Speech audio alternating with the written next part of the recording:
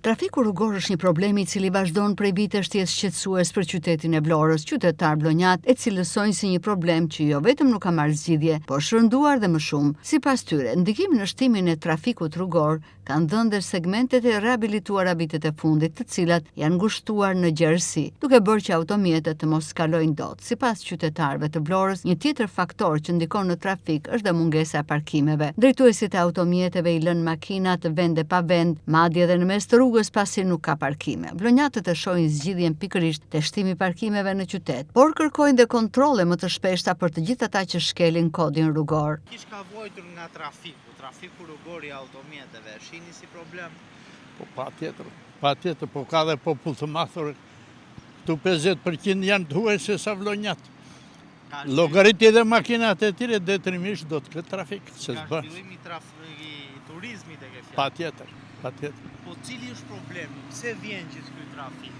Fluksi lart apo ka dhe probleme të tjera? Jo, unë shofer jam, po shoh që është fluksi madh i makinave. Ne sidhemi dot nga një tortuar në tjetrin nga makina, do rrim të marrojnë ata pra të hidhemi. Tani u stabilizohet diçka me këto sinjalet që vu. E por rrugët u ngushtuan, se po të mos ishin ngushtuar fluturonin me njerëzit këta, prandaj u kanë bërë mirë që ngushtuan rrugët. S'ka parkim, kudo jo. Shi u jam me origjinë nga Saranda dhe shkuam me ca njerëz, tani nuk pinim do kafe në Sarandë se s'kishte vend absolutisht të lërje makinë, kështu është kudo. Domethënë nuk ka parkim fare asnjë qytet e njëjta gjë, e njëjta smundje është. Shikoj që ç'është bëhet, ja atje në lagjen tonë shikoj që është bërë një parkim nën tokë, s'ka marruar akoma, po më thanë njëri merr 30-40 makina nën tokë. Po, dhe atje tutje shikoj që dhe atje ç'është bëhet, edhe kështu që kjo është gjithë problemi. Pse vjen si problem që ka trafik? Po të gjithë njerëzit tani kanë 2-3 makina në shtëpi, nuk ka njeri. Një ose, do me thënë se janë 3-4 kurora, dhe kështu që na makinat, na njerëzit që kanë ardhur nga jashtë, na këta turistat, tani e kanë parë të arsyeshme ata që i kanë bërë. Ata gjithmonë për mirë janë. Parkimi po patjetër është, se makinat, ka makina ndej, ka makina këtej dhe edhe ajo rrugë që është aq e vogël, prap ka vështirësi. Pra zgjidhja fillon nga parkimet e ke fjalë. Po patjetër që kemi shpresë, shpresa vdes e fundit, dhe çdo gjë ecën para. Si është, me biçikletë kalojnë në trotuar, hidhemi me vërtet shumë i trafikut rrugor. Ka shumë makina, po si. Duhen semaforo pasha. Duhen semafor, 2 semafor janë në Vlorë.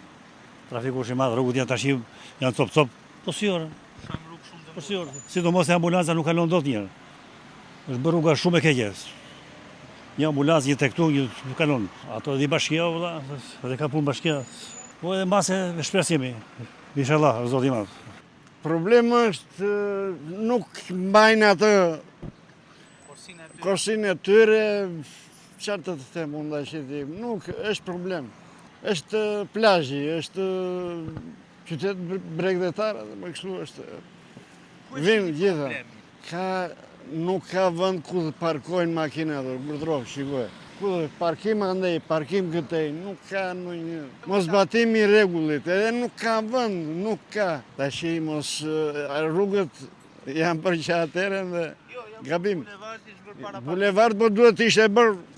Është bërë trotuari, rruga 2 metra, e kanë bërë. Problemi i trafikut ndihet më tepër në qytetin bregdetar, veçanërisht në sezonin veror, aty ku me qindra turistë vizitojnë qytetin me automjetet e tyre personale, duke shtuar përqendrimin e makinave në rrugët e qytetit, duke shtuar përqendrimin e mjeteve në rrugët e qytetit.